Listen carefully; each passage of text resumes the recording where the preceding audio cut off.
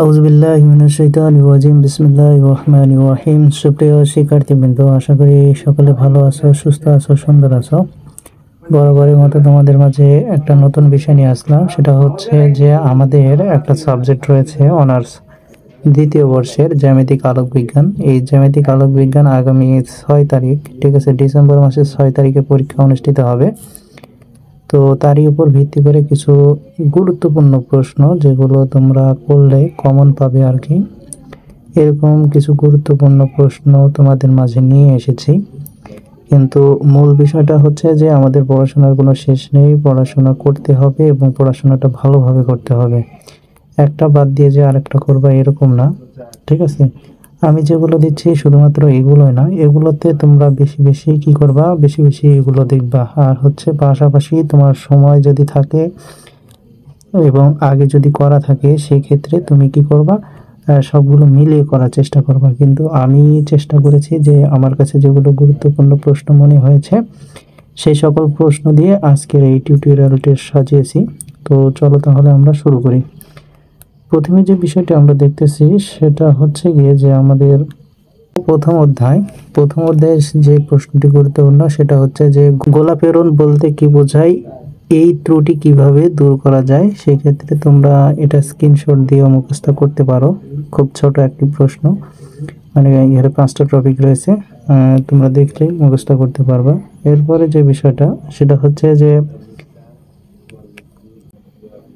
অবিন্দুকত্ব কি, অবিন্দুকত্বর সংশোধনের উপায় কি করা হয়েছে যে বর্ণনা করো, বলা হয়েছে যে বর্ণনা করো।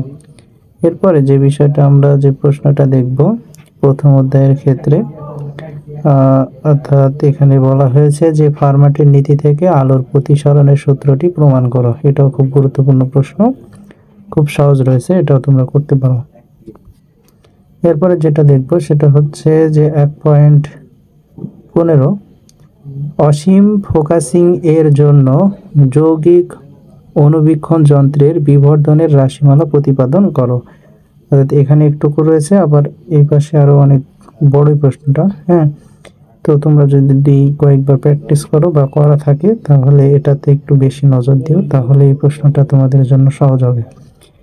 এরপরে যেটা দেখতেছি সেটা হচ্ছে যে 1.19 প্রমাণ করো যে একক লেন্স কখনো বর্ণাপেরণের মুক্ত হতে পারে না, অথবা বর্ণাপেরণ কি দেখাও যে একক লেন্স কখনো অবার্ণ হতে পারে না।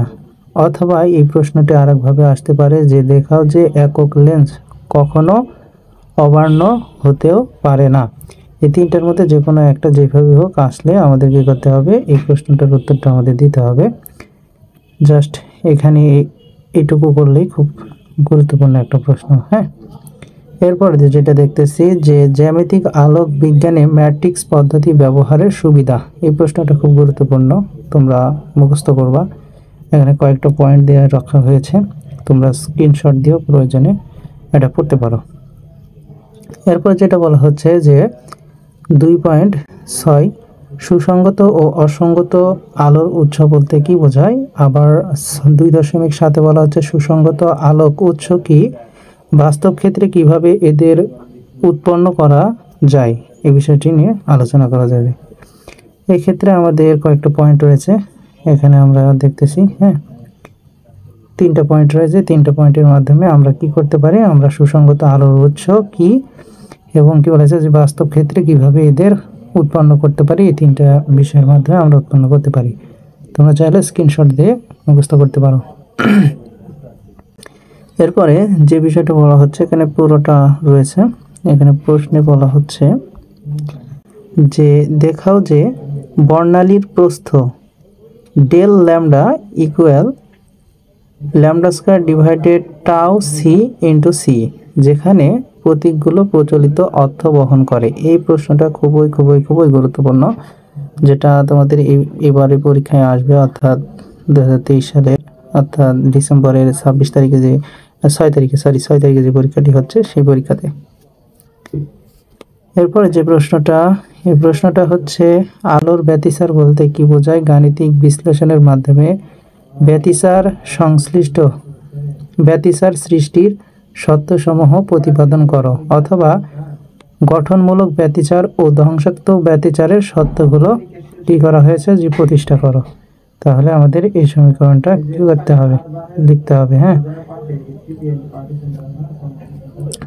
এটা একটু অনেক বড়। হ্যাঁ, তোমরা স্ক্রিনশট দিয়ে রাখতে পারো, লেখা যাতে বোঝা যায়। আমি যাদের প্রয়োজন তারা স্ক্রিনশট দিয়ে রাখতে পারো। আমি ধীরে ধীরে স্ক্রলিং করতেছি। এরপরে যে প্রশ্নটা, এই প্রশ্নটা হচ্ছে যে আলোর ব্যতিচার শক্তির সংরক্ষণের নীতি মেনে চলে, ব্যাখ্যা করো। অথবা এই প্রশ্নটা হতে পারে অন্যভাবে, সেটা হচ্ছে যে ব্যতিচার শক্তির নিতান্ত সূত্র মেনে চলে, ব্যাখ্যা করো। অথবা আলোর ব্যতিচারের ক্ষেত্রে কিভাবে শক্তির সংরক্ষণের নীতির প্রয়োজন হয়, ব্যাখ্যা করো। অথবা এই প্রশ্নটাই আসতে পারে যে আলোর ব্যতিচারের শক্তির নিত্যতার সূত্র কিভাবে প্রযোজ্য হয়, ব্যাখ্যা করো। তাহলে এই প্রশ্নটা আমাদের কি করতে হবে, অবশ্যই উত্তর দিতে হবে। সেক্ষেত্রে তোমাদের জন্য সুবিধার্থে স্ক্রিনশট দিয়ে রাখতে পারো।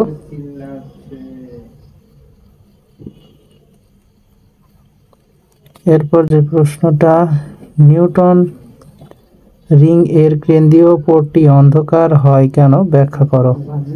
সেক্ষেত্রে এখানে আমরা ব্যাখ্যা বলতে জাস্ট এইটুকুর মধ্যে ব্যাখ্যা সম্পন্ন করতে পারি, কয়েক লাইনের প্রশ্ন। এরপর যে প্রশ্ন, এই প্রশ্নটা হচ্ছে যে আমাদের মাইকেলসন ব্যতিচার মাপন যন্ত্রের বর্ণনা দাও, এর সাহায্যে কিভাবে এক বর্ণের আলোক তরঙ্গ দৈর্ঘ্য নির্ণয় করা যায়, মাইকেলসনের ইন্টারফেরোমিটার গঠন বর্ণনা করো। তাহলে এই দুইটার মধ্যে যে কোনো একটা প্রশ্ন আসলে একই উত্তর, সেটা হচ্ছে কি আমাদের মাইকেলসন ইন্টারফেরোমিটারের গঠন বর্ণনা করতে হবে। তাহলে এটা আমরা যদি দেখি, বইয়েতে অনেক সুন্দর করে দেওয়া আছে এই প্রশ্নটা। এরপরে বলা হচ্ছে যে ফ্রুনেলের যুগ্ম প্রিজমের গঠন বর্ণনা করো, এর সাহায্যে আলোর তরঙ্গ দৈর্ঘ্য নির্ণয়ের পদ্ধতি বর্ণনা করো।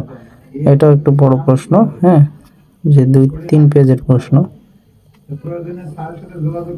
এরপরে আমরা যেটা দেখতেছি বিকল্প পদ্ধতি, এই বিকল্প পদ্ধতির মাধ্যমে আমরা গাণিতিকভাবে ব্যাখ্যা করতে পারি। এটা বিকল্প পদ্ধতি, তরঙ্গ দৈর্ঘ্য নির্ণয়ের পদ্ধতি। তাহলে এটা শেষ।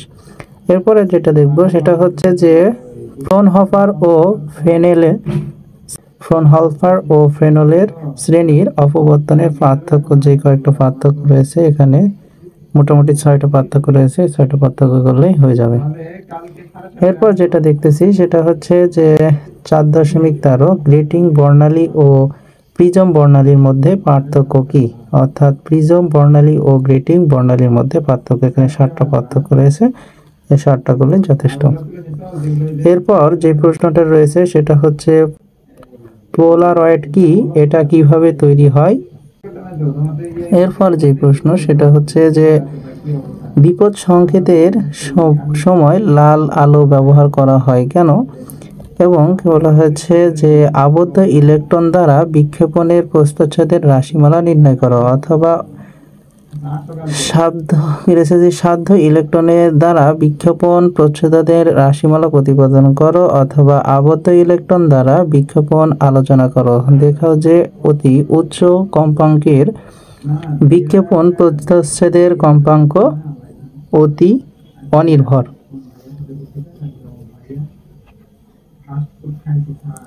এরপর যে বিষয়টা আমরা দেখছি এটারই আমাদের ব্যাখ্যা, সেক্ষেত্রে আমরা এটা স্ক্রিনশট দিয়ে রাখতে পারি যাদের প্রয়োজন হবে।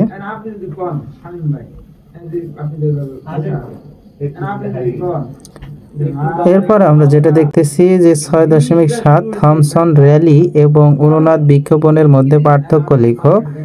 পার্থক্যটা এটুকু, ঠিক আছে। এরপরে 6.8 বিচ্ছুরণ সম্পর্কিত কচির সমীকরণের বিকৃত করো এবং এ থেকে দেখাও যে বিচ্ছুরণ পরিমাপ তরঙ্গ দৈর্ঘ্যের ঘনত্বের সমানুপাতিক। হ্যাঁ, তারপরে দেখতেছি যে অনুনাদ বিক্ষেপণ কি আকাশ নীল দেখায় কেন, এটা একটু বললে আমরা পারবো, খুব সহজ প্রশ্ন। এরপর বলা হচ্ছে যে সমবর্তনী আলো ও অসমবর্তন আলোর মধ্যে পার্থক্য করো। সমবর্তন আলো ও অসমবর্তন আলোর মধ্যে পার্থক্য করো। এরপরে যে প্রশ্নটা সেটা হচ্ছে যে শিকি তরঙ্গপাত ও অর্ধ তরঙ্গপাত বলতে কি বোঝায়, ব্যাখ্যা করো।